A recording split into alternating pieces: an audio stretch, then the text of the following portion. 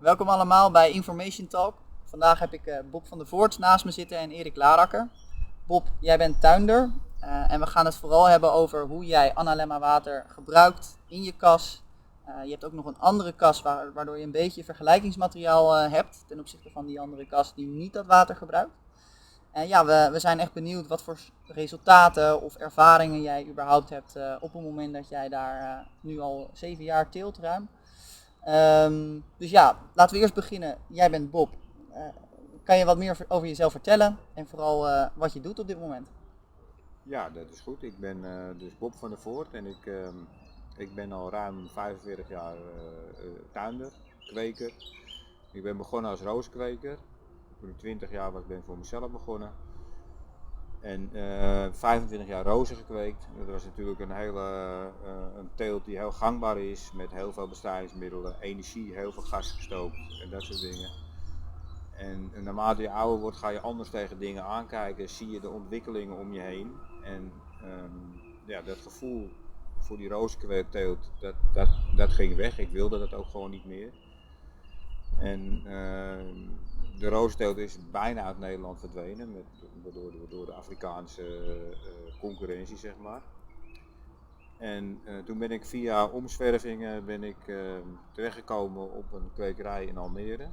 Die heb ik overgenomen van jullie, zeg maar. En er werd al 3 jaar werd er al Analemma water gebruikt. En ik ben ermee verder gegaan. Dus nu wordt daar al 10 jaar Analemma water gebruikt. En ik zie gewoon dat de energie in mijn kas heel goed is. Dat ik prachtige producten heb. Dat de bodemgesteldheid enorm ontwikkelt. Dat die steeds beter wordt. Dat de weerbaarheid van de planten is groot, zeg maar. In het begin, toen ik pas begon, had ik nog wel eens last van ziektes en plagen. En nu is dat gewoon altijd onder controle. Alles wat ik inzet aan biologische bestrijders gaat ook gewoon slagen, zeg maar. Als je in andere kassen komt, is altijd het verhaal bij collega's, ja, mijn biologie komt niet op gang. Het is moeilijk als ik tegen luizen natuurlijke vijanden inzet. Bij mij is dat nooit aan de hand. Als ik natuurlijke vijanden inzet, dan vind ik dat meteen terug. De parasitering is altijd goed. Ik heb geen last van ziektes en plagen die uit de hand lopen. Schimmels zijn onder controle. Dus ik heb gewoon een hele goede kas waar ik mooie producten teel. En die producten zijn zo weerbaar dat ik gewoon weinig problemen met ziekte en plagen heb. En ik denk dat dat voor een deel komt door Analemma water. Ja, want je teelt ook bewust biologisch. Ja. Kan je misschien eerst wat vertellen waarom jij dat op die manier doet?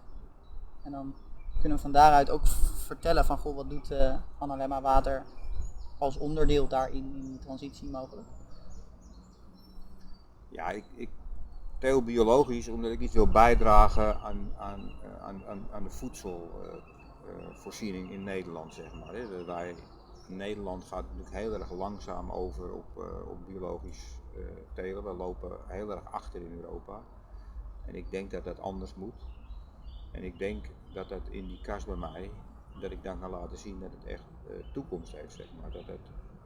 Dat het voedsel wat bij mij uit de kas komt echt iets voor je doet, zeg maar. Voor je gezondheid, ook voor jouw weerbaarheid. Als je weerbaar voedsel eet, dan denk ik dat wij er ook weerbaarder van worden.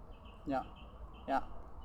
En Erik, hoe ben jij eigenlijk terechtgekomen bij deze kas die later Bob heeft overgenomen? In de zin van, wat heb jij daar gedaan en hoe komt het dat daar altijd al Analemma water is geweest voor de afgelopen 10 jaar? Even benadrukken dat het een heel team was op Ja. dat moment waar we mee aan het werk waren. We hadden een laboratorium in Amersfoort, waar we dus heel veel testen deden, met name op het gebied van biofotonen. Biofotonen, dat zijn eigenlijk lichtdeeltjes die vrijkomen uit cellen. Eigenlijk hoogstwaarschijnlijk zijn het mitochondriën op het moment dat ze in een proces zitten, dan maken ze licht vrij. Op dat moment konden we de hele laboratorium overnemen van professor Frits Pop. Eigenlijk degene die het biofotoon heeft uitgevonden. Niet de biofotonen uitgevonden, maar het meten ervan. Dus we hadden alle apparatuur, ja, en we moesten dus nog een plek hebben om te gaan testen. En op dat moment kwam er een kas, stond al heel lang te koop, ik denk al ruim 10 jaar. Ook een oude rozenkweker. Nou, de bodem was meer dan morsdood. Dus dat was een ultieme uitdaging. Ik denk dat is ongeveer 1,3 hectare van de kas. En we hebben dus de hele kas, alles leeggetrokken. En we zijn gewoon out of the blue daar gaan testen om te gaan input gaan kijken. Eigenlijk niet eens zozeer in eerste instantie water, hè? Omdat we eigenlijk op dat moment überhaupt niet wisten dat we in water terecht zouden komen, voor de duidelijkheid. We waren vooral op zoek naar hoe kunnen we het leven zo goed mogelijk bevorderen. Wat zijn de belangrijkste parameters waarmee je snel verandering kunt krijgen en maximale hoeveelheid positieve opbrengst, zullen we maar zeggen. Ja, levendigheid. Levendigheid, zeg maar, en de gezondheid. En al snel bleek dat water te zijn. Ik geloof dat een komkommer 97% water is, een tomaat is ook 97% water geloof ik. Wij zijn 99% van onze moleculen, althans, geloof is water. Dus dat was een logische stap. En toen zijn we eigenlijk verschillende apparaten gaan testen. Oud water, nieuw water, allemaal. Uiteindelijk konden we niet helemaal vinden wat we zochten. Nou, een hele studie over gemaakt van hoe maakt de natuur het water eigenlijk, hoe kunnen we het in de beste coherentie terugkomen. Een lang verhaal, maar het heeft een paar jaar geduurd. En toen zijn we maar gaan testen, eigenlijk in de kassen, tot we geoptimaliseerde water konden maken, zullen we maar zeggen. Dus de beste behandeling van water. Ja. En dat had ook een groot nadeel. Omdat op een gegeven moment kun je de testrijtjes werken niet meer. Je krijgt een onderlinge beïnvloeding. Het water stroomt onder de grond, het gaat verdampen, het komt overal terecht. Dus op een gegeven moment merk je dat alles beïnvloed wordt. En omdat we eigenlijk op dat moment wel genoeg wisten daarvan en besloten, oké, verder onderzoek wat we gaan doen, gaan we extern doen. Anders krijg je natuurlijk altijd de slager die zijn eigen vlees keurt. Dus toen zijn we een andere laboratoria onderzoek gaan doen. We hebben recent onderzoek gedaan in Kroatië, in de Landbouwuniversiteit met enorme positieve resultaten. En op allerlei andere plekken om het neutraal te houden dat andere mensen mogen gaan testen. Nou, en toen kwam Bob in ons leven en die wilde eigenlijk graag daar een biologische kas van maken en doorgaan met het water. Ja, dan kom jij dus weer in beeld. Jij bent ermee aan de slag gegaan. Wat waren jouw eerste eigen ervaringen wat dat betreft? Ja, de ervaringen die je erop doet zijn vooral dat, ik ben natuurlijk kweker en je moet dan dingen produceren en die moet je gaan verkopen. En het is heel moeilijk om als je in de gangbare biologische markten ook komt, om iets van toegevoegde waarde voor je producten te vinden. En daar ben ik eigenlijk altijd naar op zoek geweest. Wat is nou de toegevoegde waarde van biologisch ten opzichte van gangbaar? Is dat nou, we gebruiken geen bestrijdingsmiddelen of is dat meer? Nou, ik denk dat meer is. Dat we niet moeten kijken naar, we gebruiken geen bestrijdingsmiddelen, want dat doen ze eigenlijk in gangbare teelt ook nog heel weinig. Maar wat is nou het verschil tussen gangbaar en biologisch? En dan kom je denk ik toch op de energie van het product wat bij mij uit de kast komt. En de nutriteiten die erin zitten, dat is meer als de nutriteiten die gewoon gemeten worden. Ja. Erik, dat kun jij denk ik beter vertellen. Ja, nou, ik denk dat het wat belangrijk is, en dat is wat je zelf ook in de voorgesprek ook zei, dat eigenlijk essentieel is dat de bodem gaat veranderen. Ja. Het hele microbiome bij de bodem, dat hebben we duidelijk kunnen aantonen met diverse testen, dat je een grotere variatie gaat krijgen van het gezonde microbiome in de bodem. Daardoor krijg je meer nutriënten in je planten zitten, de bodem wordt gezonder, dus de plant wordt gezonder, dus de eindconsument wat wij zijn, wordt gezonder. Wij worden ook Dan heb je de hele cyclus rond erbij. Maar die bodem speelt een cruciale rol. Kijk, in die zin, nogmaals, toen wij de kas overnamen, is alleen maar chemicaliën gebruikt ervoor in de rozenkwekerij en dan nog eens de hele bodem afgedekt. Er zat geen enkel leven meer in. En als we zagen in wat vermoordend tempo dat leven terugkwam in de bodem, en denk ik nog steeds, maar dat weet jij, jaar op jaar verbeterd. Dat is misschien ook wel een punt erbij, dat mensen denken ik moet het vandaag gebruiken en over 4 weken heb ik het resultaat. Nee, het is wel een investering bij, omdat het kan vrij snel gaan, binnen een paar maanden zie je wel het verschil.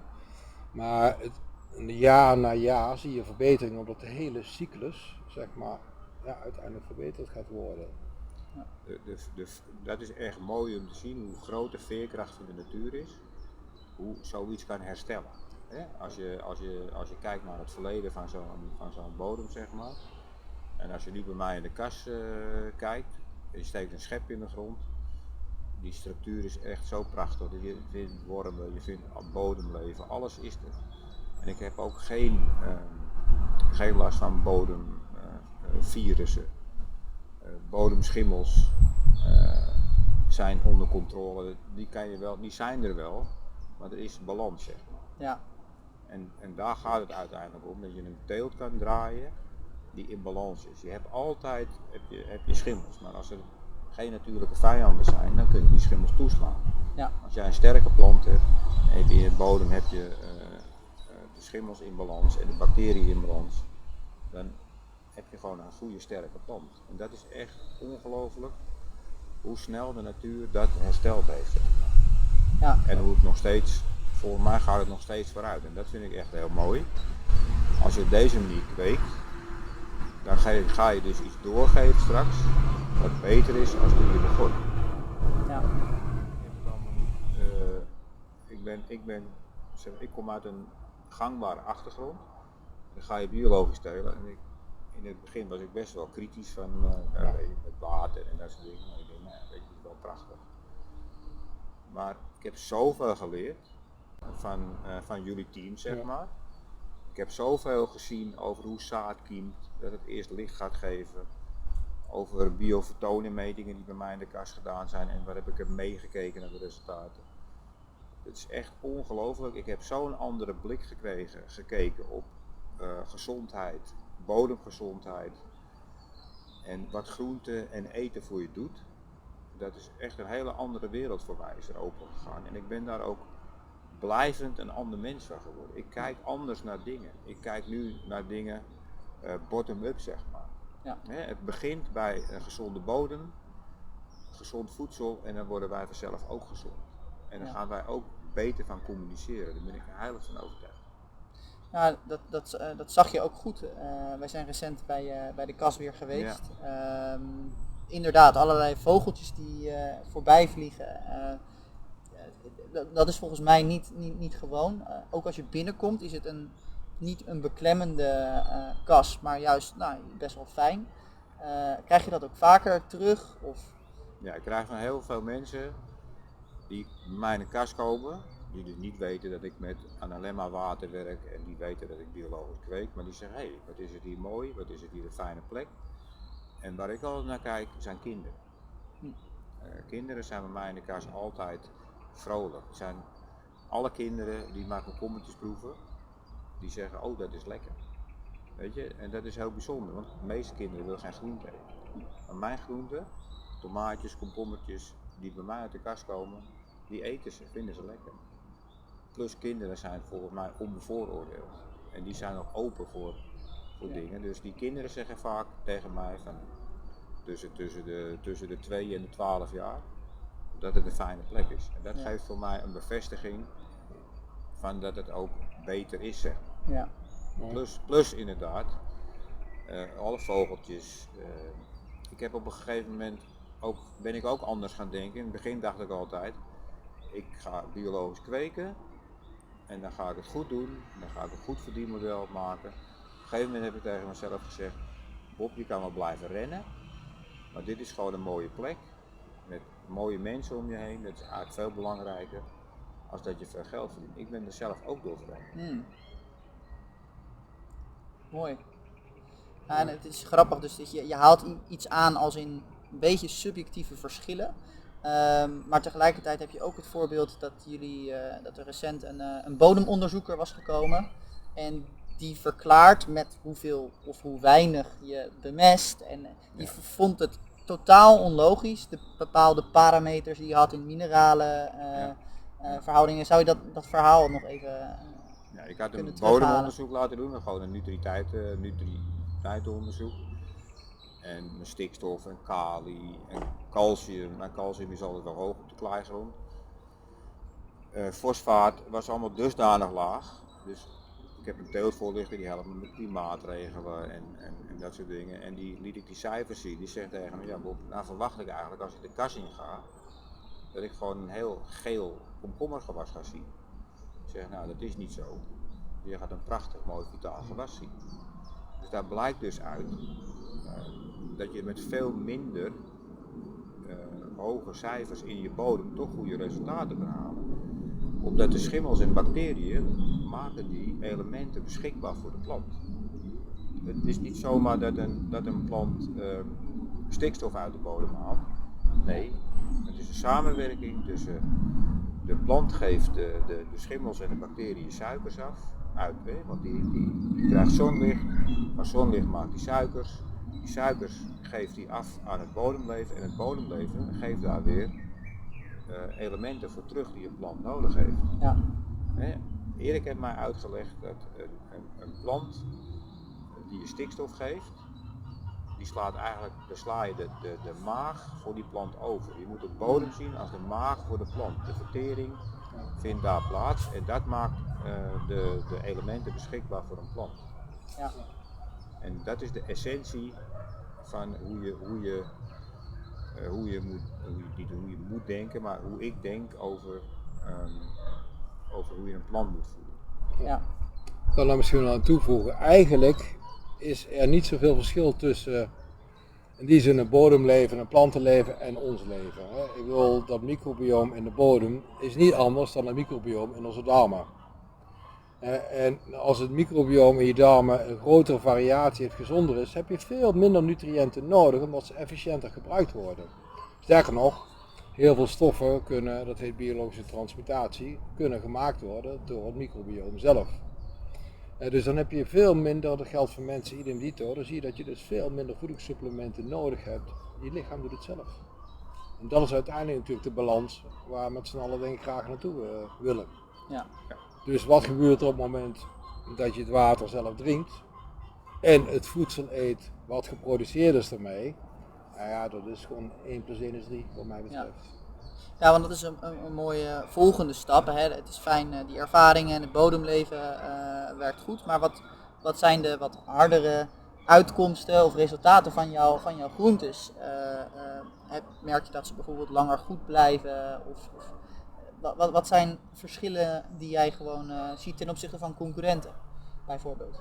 Ja, ik heb natuurlijk niet heel veel vergelijkingsmateriaal, omdat ik de enige kweker ben die analemma water gebruikt heeft in de bodem. En mijn producten zijn lang houdbaar, langer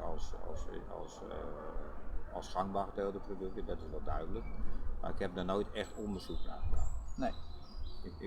Het is, als ik gewoon bij mij een komkommertje pluk en die leg ik of een tomaatje en die kan je gewoon makkelijk een week laten liggen, is die nog prachtig hard en heel goed houdbaar. Maar ik heb dat nooit, eerlijk gezegd heb ik het nooit echt vergeleken met, Nee. ik heb er geen harde data van. Nee. De laatste keer dat ik je zag vond ik wel leuk om dat te noemen. Toen had je wat pakzuivels meegenomen. Over het algemeen zie je heel snel die bladeren, dat ze zachter worden. En op een of andere manier heeft het bijna 2 weken geduurd voordat wij ze zijn gaan eten. Want ik bedoel, ik weet niet precies wat, we zijn een paar keer weggegaan, et cetera. Niet in de koelkast.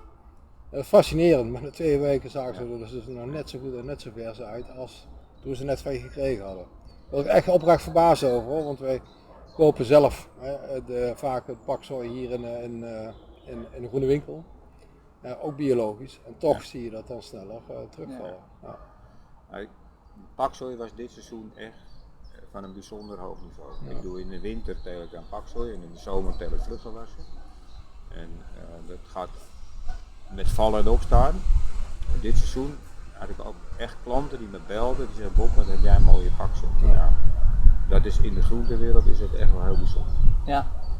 Ja, en dan kom je ook nog op een scheidslijn tussen sommige mensen kijken altijd naar de harde resultaten, zijn het meer vruchten, zijn het grotere planten. Maar je hebt dus ook mooi met biofotonenonderzoek laten zien dat je hebt mineralen, dus nutriënten, maar daaronder heb je nog hoeveel levendigheid bevat die groente. Zou je dat nog verder kunnen uitdiepen, een klein stukje? Ja, de eerste onderzoeken die we hebben gedaan was natuurlijk gewoon echt proefopstellingen in bakken en met tomaten. De een kreeg normaal water, zullen we zeggen, de andere analemma water. En we hebben er verder helemaal niet bemoeid. Ze kregen wel automatisch werden ze bewaterd erbij en dus we bij de tomaten gaan kijken, oké, hoeveel biofotonen zitten er nu eigenlijk in. Nou, dat zat echt rond 50 tot soms 100% meer aan licht, letterlijk dus leven in zo'n tomaat. Ja. Een van de onderzoeken, we hebben onderzoeken gedaan bijvoorbeeld meteen met zaden in een soort carousel waar 24 donkere kamers in zitten en dan al die planten kregen water, dus ad random analemma water of ander water. En dan automatisch in de loop van de tijd draaide iedere keer die carousel en er werd gewoon gemeten hoeveel biofotonen eruit kwamen. Nou, het is fascinerend om te zien, je ziet ze op hetzelfde punt beginnen. En eigenlijk al vanaf dag 1 komt er een groot verschil van hoeveel biofotonen er in de zaden terechtkomen. Een ander, vond ik zelf een van de meest mooiste onderzoeken eigenlijk, dat we zagen dat er een verschil in een soort ritme begon te komen in de loop van de tijd. En bij de zaadjes die dus geen analemma water, gewoon water hadden, zag je eigenlijk een afvlakking. Wat bleek nou? Dat hij eigenlijk het ritme van de maandcyclus begon aan te nemen. Dus met andere woorden, het begon veel meer te reageren op de kosmos, zullen we maar zeggen. En dan breng ik me terug op een ander verhaal wat Bob net zei, is dat je zelf verandert. Onze ervaring is dat mensen een stuk bewuster worden als ze dat water zelf gaan drinken en die groenten gaan eten. Omdat je gewoon meer in tune met je omgeving komt te staan. We zijn natuurlijk in onze westerse samenleving steeds minder in tune met onze omgeving komen te staan. En mijn vader was een boer vroeger en die wist precies wat voor weer eraan kwam. En tegenwoordig gaat mijn app gaat dat nog niet helemaal goed geloof ik. Maar het stond veel meer in tune. Hij voelde gewoon, zag gewoon, weet je, hoe die dingen. Dat zijn kenmerken, die zijn we kwijtgeraakt. En dat vind ik heel fascinerend om te zien. Wat Bob zelf ook beschrijft, daar kreeg ik zelf een glimlach van, want dat zie ik eigenlijk altijd gebeuren. Je gaat gewoon meer, andere dingen worden belangrijker. Ik bedoel, de verbinding met een ander mens, de verbinding met de natuur, met dieren, met je omgeving, daar gaat gewoon iets gebeuren. Ja, en ik word er altijd heel blij van om te zien. Maar ik ben er bij mezelf ook veel blijer van geworden, laat ik dat duidelijk vooropstellen. Dus buiten het feit dat we nu natuurlijk allemaal ander onderzoek doen op universiteiten, dus naar allemaal andere harde parameters. Overigens moet ik aan denken, Bob, je hebt ooit eens een keer verteld dat je komkommerplanten veel langer komkommers bleven geven. Ja, ik kon normaal een teelt een komkommer produceert 13 weken. Ja. En ik had gewoon na 22 weken nog prachtige vitale gewassen die goed produceren. Dus bijna een verdubbeling, hè? Dus je hebt niet meer komkommers er in één keer aan die plant hangen, maar ze leven gewoon veel langer. Ja.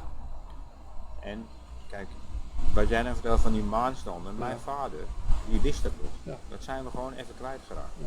In tijd van 40 jaar zijn we alles vergeten wat we in al die jaren daarvoor geleerd hebben. Stel je nou voor dat het zo was dat je zonder bestrijdingsmiddelen niet kon kweken. Dan hadden we toch vroeger niks te eten gehad. Maar dat was toch ook niet zo.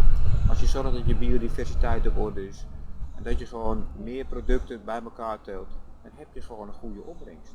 Ja. Dat zijn we gewoon vergeten. We hebben de monocultuur ontdekt, we hebben de kunstmest ontdekt, we hebben bestrijdingsmiddelen ontdekt en we zijn alles vergeten. Over maanstanden, over hoe je verschillende gewassen bij elkaar kan kweken om ze gezond te houden.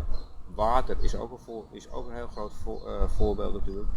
We weten niet meer hoe het is om gezond water, zonder vervuiling te hebben. Het is allemaal bewerkt en allemaal behandeld. En nu is er een manier om dat water weer eigenlijk terug te brengen naar de oorsprong, zoals het hoort te zijn, met alle moleculen netjes naast elkaar zonder vervuiling.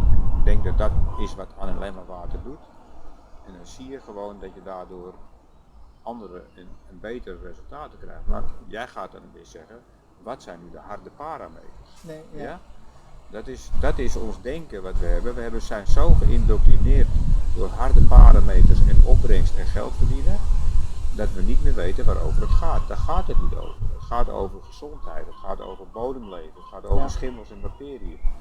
En dat brengt vanzelf gezondheid en dat kan je niet in geld uitdrukken. Ja, mooi dat je dat toevoegt. Tegelijkertijd hebben we gelukkig al wel veel wetenschappelijk onderzoek. Ook op onze website is dat vindbaar. Zoals een heel research report specifiek op plantonderzoek in die zin. Wil jij daar ook nog wat aan toevoegen over die harde parameters? Ja.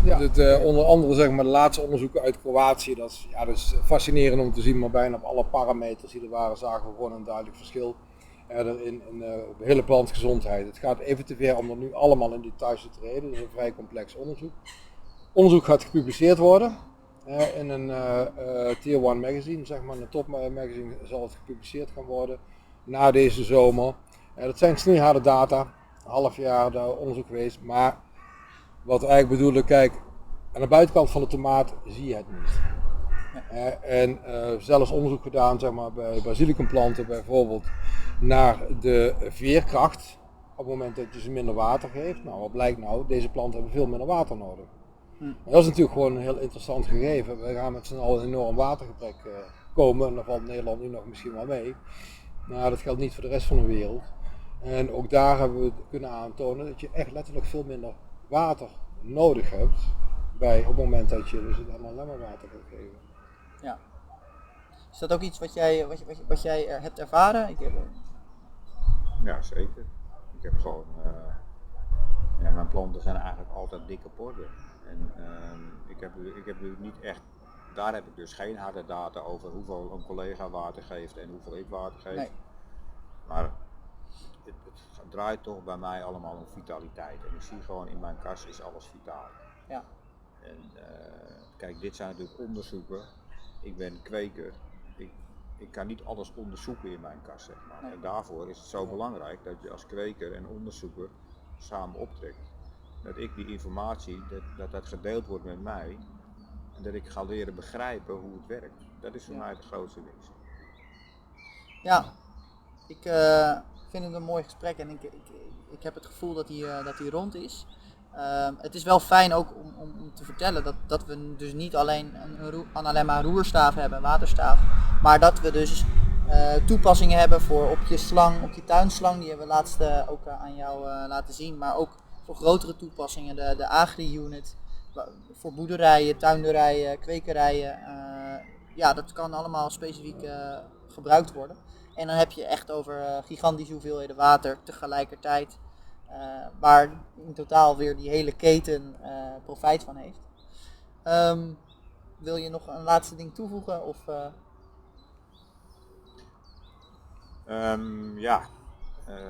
als ik zo zit te praten, dan denk ik bij mezelf, er wordt altijd gevraagd, Erik doet al jaren en jaren onderzoek, en er wordt altijd gevraagd als je iets anders denkt of je doet andere dingen als gangbaar, dan wordt er altijd om harde data en bewijs gevraagd.